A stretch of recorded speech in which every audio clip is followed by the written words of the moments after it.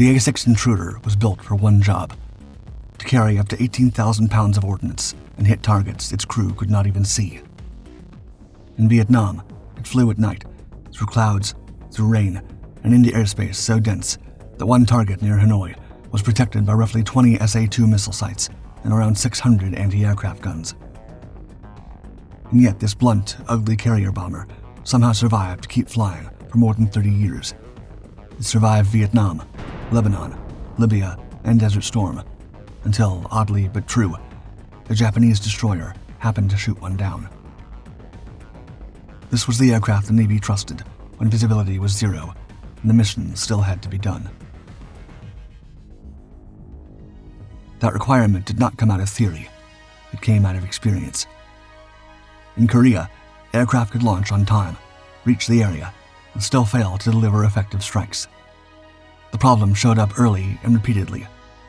Around Seoul, at Incheon, and across the broken ground farther north. Carrier aircraft waited just offshore, but inland, the battle moved through hills and mud, where a weather-delayed strike could mean a lost position and a stalled advance. Aircraft that performed well in clear daylight struggled under those conditions. Strikes slipped, timing broke down, and support arrived too late or not at all. That was the lesson the Navy took from the war. It needed an attack aircraft that did not depend on clear visibility, one that could leave a carrier, fight through bad weather, and still deliver a heavy strike at long range. In the 1950s, that was a hard demand. Jets were getting faster, but speed did nothing to solve fog, rain, darkness, or low clouds.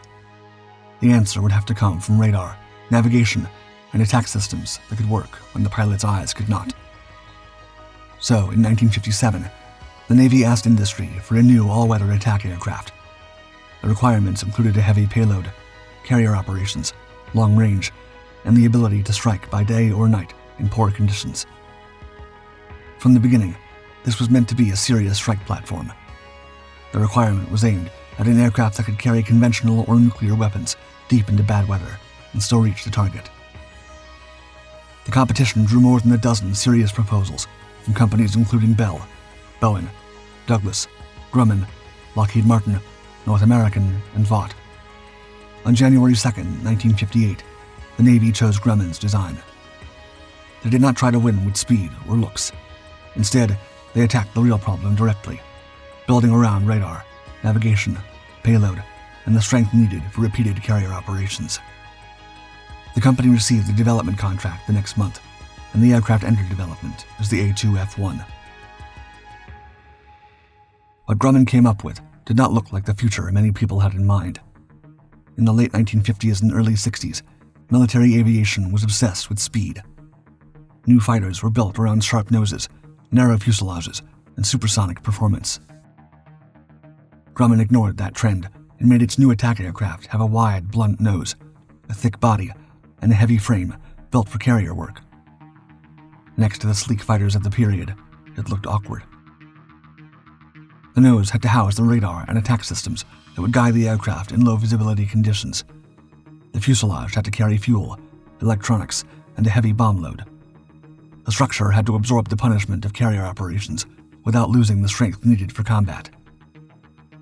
Inside, the crew sat side by side. The pilot flew the aircraft, and beside him, the bombardier navigator operated the radar, navigation equipment, and attack system. That layout made the aircraft wider, but it also made the crew faster and more effective. In rough weather, on a low-level run, or in the final seconds before bomb release, the two men could communicate and adjust instantly. To do that, the aircraft needed far more than a simple radar. It needed DIANE, or Digital Integrated Attack Navigation Equipment, a system that tied radars, navigation sensors, and onboard computers into one package. In the early 1960s, that was still difficult technology. That was one of the Intruders' real breakthroughs. It was the first Navy aircraft built around an integrated airframe and weapons system, with the crew and electronics designed to fight as one. Engineers spent years refining the system and correcting faults as they surfaced. Even after that work, flight testing exposed handling problems that forced changes to the airframe before the aircraft was ready for service. The first prototype flew in 1960.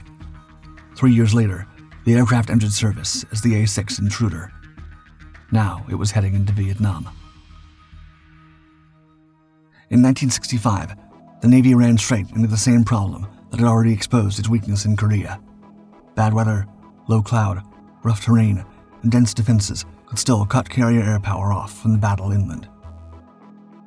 When USS Independence crossed the Pacific and joined the war off Vietnam, the A-6 Intruder went with it, heading into the hardest airspace American naval aviation had faced since World War II.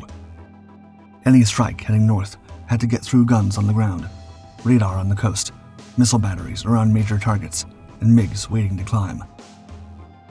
The Intruder was no light attack jet. It was 55 feet long, around 16 feet high, and carried a fixed refueling probe on the nose so it could tank in the air and stretch those carrier-launched strikes even farther inland. Additionally, it carried 2 J-52 turbojets within a broad fuselage loaded with fuel, radar, and ordnance. It could reach around 650 miles per hour, but speed was never its advantage. It was not there to fight for air superiority. It was there to carry a heavy load deep into defended airspace and put bombs on target. With up to 18,000 pounds on external stations, it gave the Navy real striking weight in an aircraft that could still work at night and in bad weather. Within months, Intruder crews were flying missions that would have been far more difficult only a few years earlier. They launched after dark, crossed the coast low, and followed their instruments toward targets deep inside North Vietnam. The aircraft's impact was clear almost immediately. One of the clearest early examples came on the night of April 18, 1966, when 2 A-6 Intruders waited on the deck of USS Kitty Hawk for launch. A Soviet intelligence ship was nearby, listening for radio traffic, so the strike went out under radio silence. Commander Ron Hayes and his bombardier navigator, Lieutenant Ted Bean, took the lead aircraft. Lieutenant Commander Bill Yarbrough and Lieutenant Bud Romish followed in the second. The catapults threw them into the dark, and soon both aircraft were inland at less than 500 feet, low enough to make coastal radar detection harder. About 25 miles from the Uong Bi power plant, they began a slow climb to roughly 1,800 feet, just enough to make the attack. Each Intruder carried 13,000-pound bombs. Near the target, the 2 aircraft split laterally. Hayes rolled in and released his load. The second crew ran into trouble with the bomb release, but the bombardier navigator got the bombs off manually in time. The North Vietnamese were caught off guard. By the time their gunners opened fire, the bombs were already falling, and the Intruders were turning for home. Later assessment counted more than 24 bomb craters and heavy damage to the plant. The strike had been so heavy that North Vietnamese officials blamed the destruction on B-52 bombers. They had not yet realized what the new aircraft from the carriers could do, and the next missions made it more personal. On April 27, 1966, an A-6 Intruder from Attack Squadron 85 approached the coast of North Vietnam on another strike mission toward targets near the city of Vinh. This time, the defenses were ready.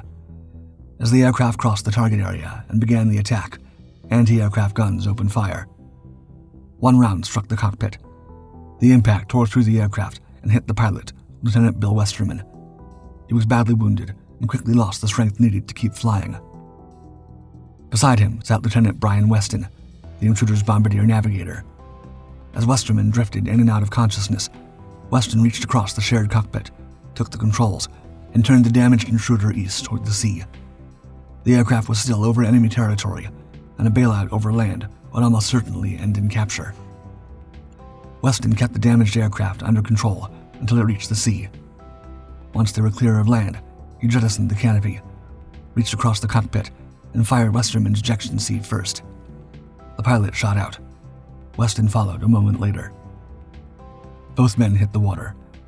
A rescue helicopter arrived quickly and lowered a sling to pull Weston from the sea. Once aboard, he immediately began directing the crew toward where the pilot had come down and guided the helicopter back along the Intruder's last track. They found the pilot floating in the water, alive but badly hurt. He could not secure the rescue sling by himself, and there was no diver on the helicopter to help him. Weston jumped back into the sea without hesitation, swam to Westerman, and fastened the sling around him. A second rescue aircraft arrived minutes later to to recover Weston from the water. For his actions that day, Brian Weston received the Navy Cross. He became the first of 14 Intruder crewmen to earn the award during the war. The fight near Vin had shown what the Intruder could withstand under fire. Soon, the Intruder would face something even more dangerous. As the war went on, A-6 crews were sent out alone at night, flying low against some of the most heavily defended targets in North Vietnam. One such strike happened on the night of October 30th, 1967, when Lieutenant Commander Charles Hunter and Lieutenant Lyle Bull launched from USS Constellation in a single A-6A Intruder. Their target was the Red River ferry docks near Hanoi. It was one of the hardest targets in North Vietnam. Intelligence counted roughly 20 SA-2 missile sites within range of the approach, and around 600 anti-aircraft guns protecting the area. An earlier attempt to destroy the docks with a larger strike had already failed because the defenses were too heavy. Hunter brought the Intruder in low, using the terrain to hide the approach as long as possible. Beside him, Bull worked the Intruder's DIANE attack and navigation system, which combined radar, navigation sensors, and a digital computer to track their position and guide the aircraft in darkness while it skimmed over the ground. Suddenly, gun flashes burst below them. Then missiles launched and cut through the darkness behind the aircraft. They'd been told that an SA-2 system struggled to track aircraft flying below about 1,500 feet. That assumption collapsed before their eyes. Even at low altitude, the missiles were climbing after them. Hunter reacted at once. He rolled the Intruder hard and forced it lower, dragging it through a violent maneuver just above the terrain. The aircraft dropped to around 50 feet as one missile flashed overhead. Even there, the jet held together. Its 53-foot wing still gave it steady lift at that height, and the heavy carrier-built airframe absorbed the strain. Bull still got the bombs off, and the ferry docks were hit. The Intruder safely returned to the coast after a successful mission. Hunter and Bull made it back to Constellation, and later received the Navy Cross for the mission. Even then, the aircraft's value was not limited to the skies around Hanoi. Farther south, it was about to make itself just as dangerous in a different kind of fight. Down there, the Ho Chi Minh Trail carried men, trucks, fuel, and ammunition from North Vietnam into the war in the south. The network ran through Laos and Cambodia, hidden under the jungle canopy and protected by terrain. During the day, the roads were quiet. Trucks stayed concealed, and movement slowed to avoid American aircraft. Night was when the trail came alive. Convoys rolled south with dim lights or none at all. Vehicles moved along narrow roads, cut through the jungle, carrying fuel, ammunition, and men toward the front. For years, aircraft flying overhead struggled to find targets in the black jungle below. The A-6 Intruder changed that. Instead of depending on sight, its crews used the aircraft's attack systems to track movement along the roads and find convoys the eye could barely detect. Once a convoy was found, the attack moved fast. Intruder crews often opened with cluster bombs, tearing open fuel tanks and setting vehicles alight. As a result, ammunition began to cook off, and fires spread down the road. What had been hidden in darkness suddenly lit itself up, giving the crews a clear target for the next pass. North Vietnamese troops fired back with machine guns and anti-aircraft weapons, sending tracers up into the night. Often, that fire served less to stop the attack than to warn other convoys that aircraft were overhead. By the time the aircraft left the area, the road was littered with destroyed vehicles and burning fuel visible for miles. With the Intruder in the air, darkness became another weapon used against them. And yet, the hardest missions in Vietnam were still farther north, where the aircraft had to leave the jungle roads behind and fly into the densest missile and gun defenses in the war. On August 21, 1967, 4 A-6As from Attack Squadron 196 launched from USS Constellation for a strike against the Duc Noi Railroad Yard north of Hanoi. The target was part of the transport network feeding North Vietnam's war effort, and it sat inside one of the most heavily defended areas in the country. The weather was bad from the start. Thunderstorms rolled across the region, and heavy clouds covered much of the route inland. Despite the Intruder's built-in advantages against this kind of weather, it still made formation flying harder reduced visibility, complicated navigation, and increased the risk of aircraft losing contact with each other at the worst possible moment. Even under those conditions, the 4 intruders pressed on. On the way in, one aircraft was hit by anti-aircraft fire, but the crew pressed on. At the same time, another U.S. strike was underway nearby. Air Force 105s were also taking fire, and emergency radio traffic began to crowd the airwaves. By the time the intruders reached the target area, weather, flak, and radio confusion were already breaking up the strike. As Commander Leo Profilet started his attack run, an SA-2 surface-to-air missile rose from the defenses around Hanoi and struck his intruder. The A-6 was rugged, but it was never built to absorb a missile hit, and the climb into the attack exposed it at exactly the wrong moment. The aircraft burst into flames over the target area. Profilet and his bombardier navigator, Lieutenant Bill Hardman, both ejected. Both men survived, but both were captured and spent more than 5 years as prisoners. The remaining 3 intruders turned for the coast, and that was when the weather finished what the defenses had started. Heavy clouds and poor visibility scattered the formation. Once separated, each crew had to rely on instruments and dead reckoning to get back out. 2 of the remaining intruders drifted north instead of east as they tried to get out through the weather. They crossed into Chinese airspace and were shot down. One was flown by Lieutenant Commander Jimmy Buckley and Lieutenant Robert Flynn, whose aircraft had already taken flak on the way in, but pressed on. Flynn survived and was captured by the Chinese, where he spent more than 5 years in prison, much of it in solitary confinement. The other aircraft, flown by Lieutenant Junior Grade Dane Scott and Lieutenant Junior Grade George Tremblay, was chased into China and shot down by MiGs. In the end, only 1 of the 4 aircraft returned. The strike had lasted only minutes, but the losses were catastrophic. 3 intruders were gone. 2 men became prisoners in North Vietnam. Another was taken into captivity in China, and 2 had perished. Missions like this showed the cost of flying deep into the most heavily defended airspace in the war. The intruder could endure a great deal, but even it could not beat Hanoi's missile belt, severe weather, and navigational dislocation all at once.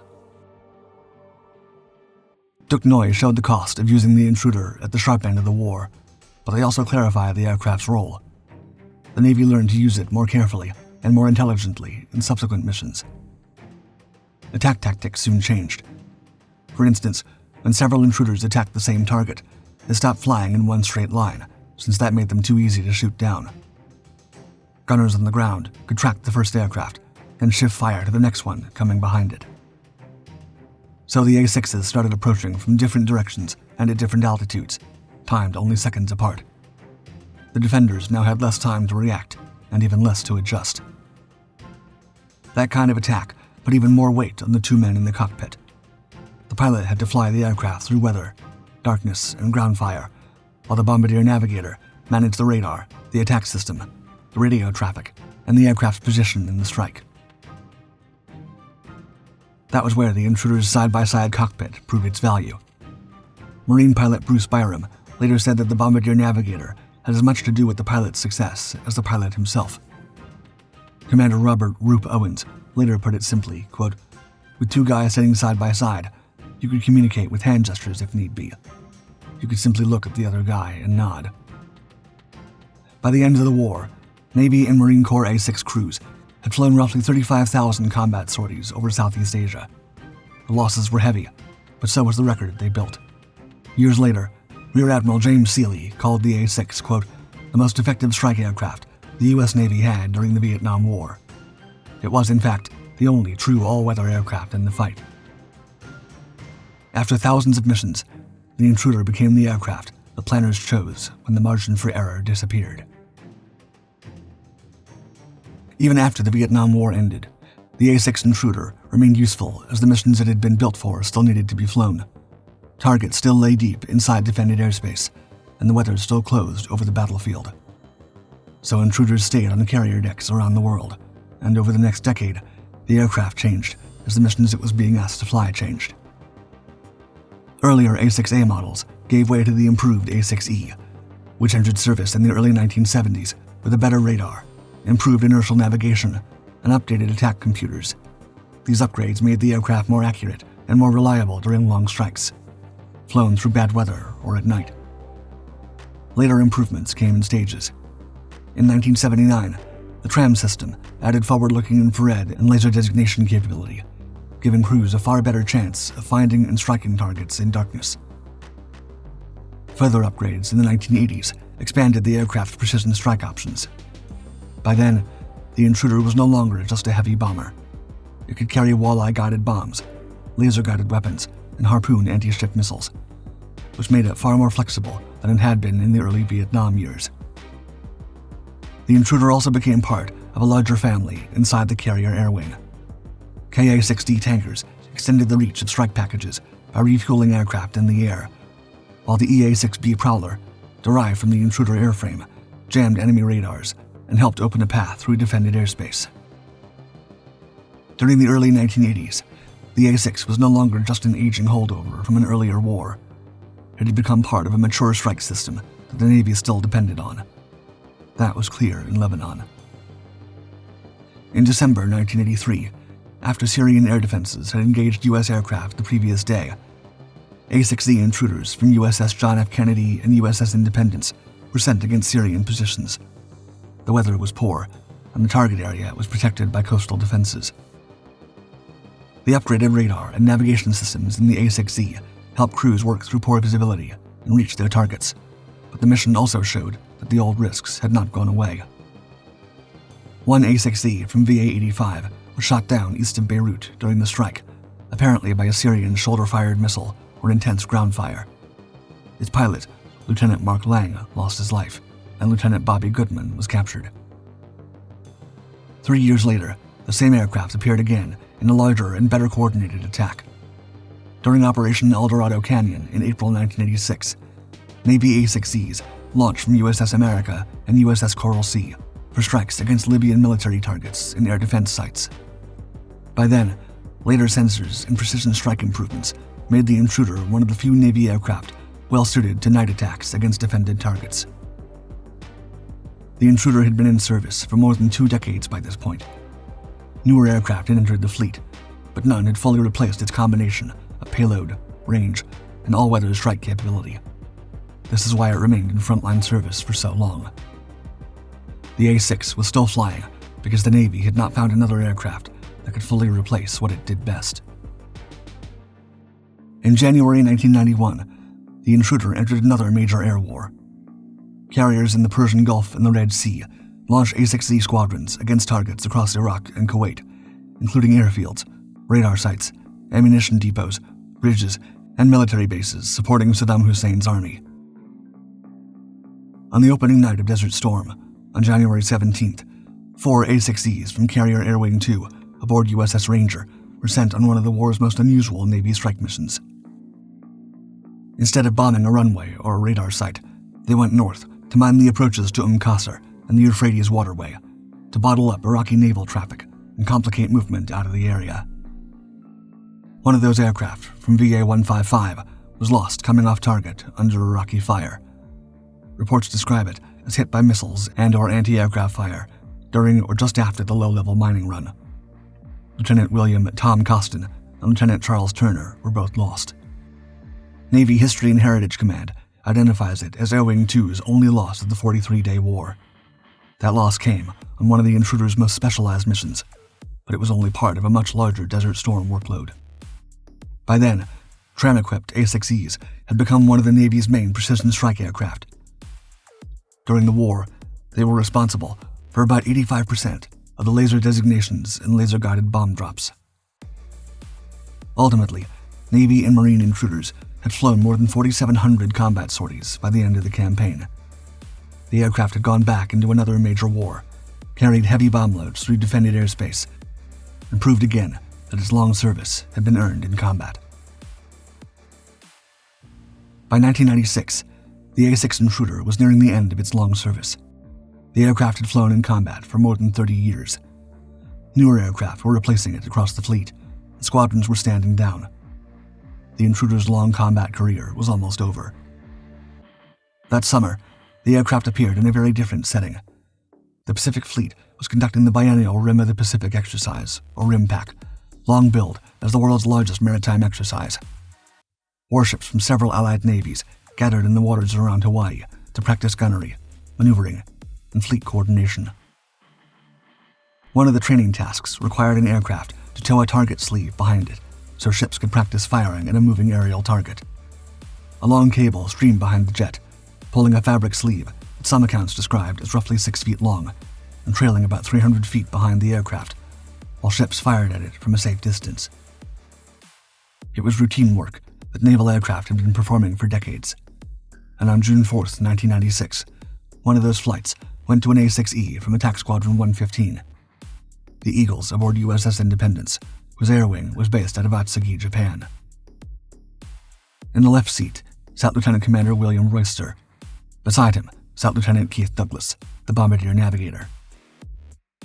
That afternoon, at around 4:15 p.m., the Intruder climbed out over the Pacific, roughly 1,500 miles west of Hawaii, and settled into the towing run. Below them, ships moved into place for the drill. Among them was the Japanese destroyer Yugiri, an Asagiri-class warship carrying 2 phalanx close-in weapon systems.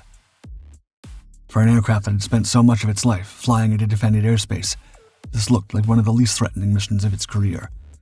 There was no enemy coast, no monsoon weather, no missile belt waiting over the target. Nothing about the flight suggested that within moments, the Intruder would be under live fire again. Yugiri was supposed to track the sleeve trailing behind the Intruder. Instead, something in the firing sequence went wrong. The destroyer's crew identified the aircraft overhead, but the fire control system centered on the wrong object. The sleeve had been designed with radar-reflecting material to make tracking easier. Even so, the system locked onto the jet towing it. Seconds later, Yugiri's Mark 15 Phalanx Sea-Whiz opened fire. The Phalanx had long served as the last line of defense on American and Allied warships. Built around an M61 Vulcan 20mm cannon, it could pour out a burst of 3,000 rounds a minute, and the version fitted to Yugiri that day, or about 50 rounds every second. The A-6E was flying at roughly 700 feet and 340 knots when the burst reached it. From the cockpit, there was almost no time to react. Tracer rounds ripped into the center of the aircraft. The Intruder shuddered under the hits. Both engines caught fire almost at once, and the hydraulic pressure collapsed. In seconds, the jet was spinning out of control above the ships below.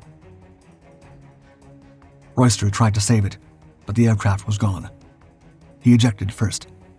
Douglas followed moments later as the crippled Intruder fell toward the water. The jet crashed into the Pacific off Yugiri's starboard side. Rescue forces moved immediately, and both were then taken back to USS Independence by helicopter. Both survived. Royster came away with facial lacerations, serious enough to require surgery. Douglas was treated for superficial abrasions and soon returned to duty. Japan apologized quickly. Its defense agency halted live ammunition firing practice while the investigation continued. Washington moved just as quickly to prevent the accident from becoming a larger political rupture, stressing that the two countries remained close allies. President Bill Clinton formally accepted the Japanese apology. Leaving the White House the next day, he called out to reporters, quote, "They're okay." The shooting did not trigger a wider political break between Tokyo and Washington, but it was deeply embarrassing for both navies. It also pushed a hard review of live fire procedures and target tracking. At first, some officials suspected a mechanical fault inside the phalanx system. Later, the problem was traced to human error. In the years that followed, the phalanx received upgrades, including infrared and electro-optical cameras aligned with the gun's line of fire, providing crews with better visual confirmation and improved identification before opening fire. The Intruder entered service in 1963 and was still turning up in America's wars decades later. By the time it reached RIMPAC in 1996, the aircraft was in its final months of service, and one of its last flights ended the way so much of its combat life had unfolded. Suddenly, violently, and with no margin left.